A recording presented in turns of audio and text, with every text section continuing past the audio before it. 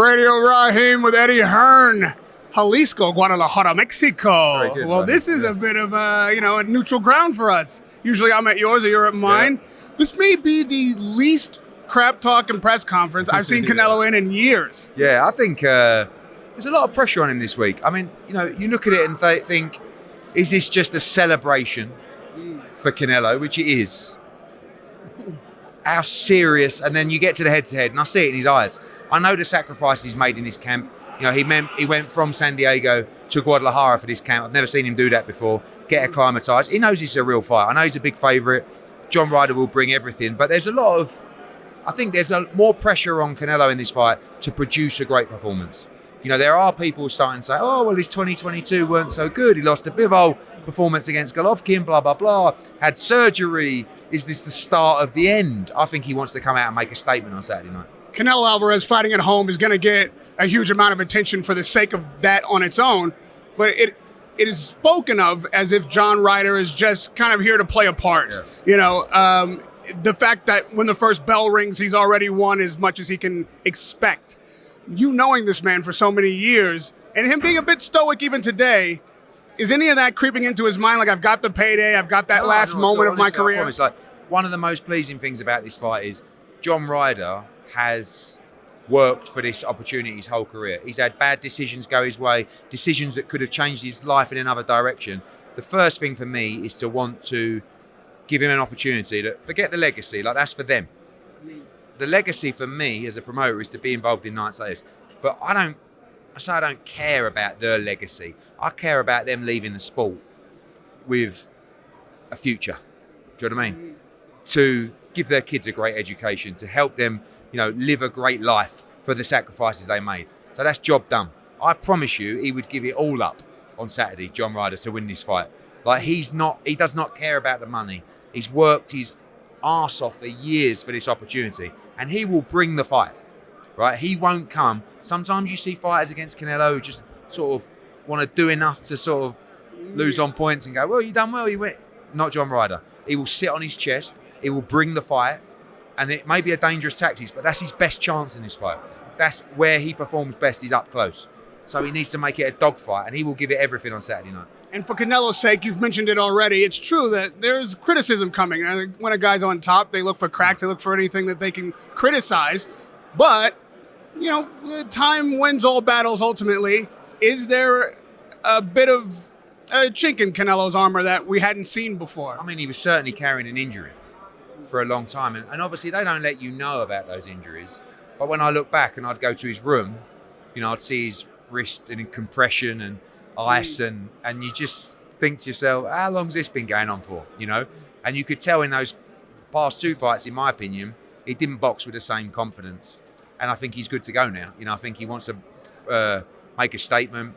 Look, sooner or later he's going to get to a stage in his career where maybe you start seeing stages of decline. I don't think we're there yet, but we'll see on Saturday, and a lot of people are watching wanting to see that decline, because that's how this industry works.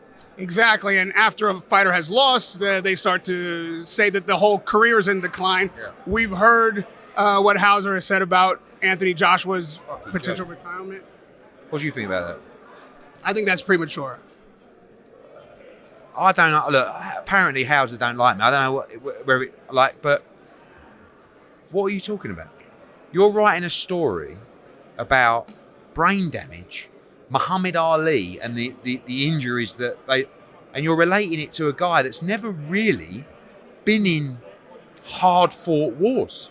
I mean, he's either knocked people out, he got dropped several times against Ruiz, but it wasn't like you're watching it going, what are you talking about? Hauser says, I'm not saying that there's signs of brain damage for Anthony Joshua. What are you talking about? It's the most disgusting piece of journalism I've ever seen. He doesn't know Anthony Joshua. He's never spoken to him. He's never been in camp with him. He's never spoke to his trainer. He lost a split decision to Alexander Usyk. 115, 113's outscored it to Usyk in a good performance.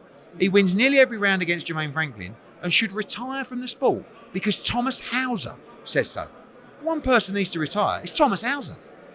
You're living in it's just the most bizarre. And there was another piece from The Guardian a couple of weeks before, bizarre. But that piece was one of the most bizarre, and everybody I speak to has said the same thing. Bizarre. And listen, Thomas Hauser, great journalist, great servant to the sport. I don't really care. Because one thing I'm tired of in this sport is people who have been around a long time that just feel like they have the right to go. I mean, what is that article about? It's just bizarre. Bizarre. You're about to fight Deontay Wilder. Like, Joshua's got so much money. He's a 2-time heavyweight world champion. Do you not think that if there were any signs of decline, we wouldn't be fighting? I couldn't believe it. I could not believe it. Now, beyond Hauser, to a general critic's point, no one, at least I'm aware of in the boxing press, is picking Joshua against any of the top heavyweights anymore. There was a time when he was favored for undisputed, and now they don't think he can beat anybody at the top. Mad, huh? He didn't struggle against Jermaine. Dillian Whyte won a very, very close fight against Jermaine Franklin. In his fight before, he got knocked out against Tyson Fury. I love Dillian Whyte, by the way. No one's talking about Dillian Whyte retiring. It's like Joshua won nearly every round against Jermaine Franklin. Hauser talks about taking punishment, yet you're not talking about the fact that Franklin threw, 300 punches and landed about 40, and how good Joshua's defence was in that fight. Now, we know he needs to be more aggressive. He's just gone with his third trainer in 3 fights. Give him a chance. But it's just bizarre. Listen, I think he's an underdog against Tyson Fury. We know he's an underdog against Alexander Usyk. And I think it's a 50-50 fight with Deontay Wilder. I do. But let's see how Joshua performs, hopefully in the summer, because I want him to have another fight. He wants to have another fight. We don't know who it'll be yet. And then he'll fight Deontay Wilder. And then you'll get to see.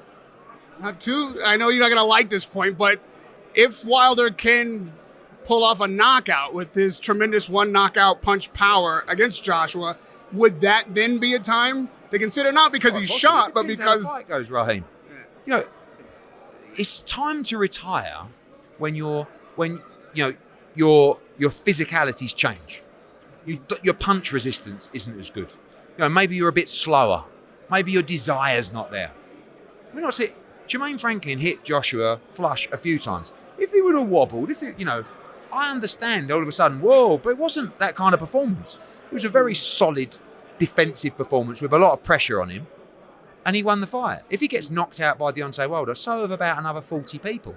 Do you know what I mean? But look, if he lost to Deontay Wilder, I think for Josh, he wants to become world heavyweight champion again, and he wants to be in big fights. If he can't be in big fights, he may choose to walk away from the sport, but not at a time when he's got more ambition than ever. Not at a time when he feels he's got improvements to make. Not at a time when he's fresh. Bizarre. For Canelo's sake, he is absolutely the face of boxing in Mexico, without question. In the world. Now, the reason I raised that in that way is because everyone, wants to be pound for pound, or you would think so, but really the guys all want to be the face of boxing. Look at the Forbes list. Look at the Forbes list that come out today. You're talking about LeBron James, Steph Curry, Ronaldo, Canelo Alvarez. Please stop talking about the next this and the next that. Like, Canelo has done it consistently, time and time again. He's making 3-4 times anyone else who are on that pound for pound list, maybe away from Anthony Joshua, right? Who's not even on the pound for pound list at the moment. This guy is a total face of boxing, right? But of late, the pound for pound, or I should say the face of boxing pay-per-view numbers, which I think Tank Davis would point to, which Leonard Edelby would point to, having crowned him the new face of boxing. In one fight against Ryan Garcia. What did Tank Davis do in his previous pay-per-views?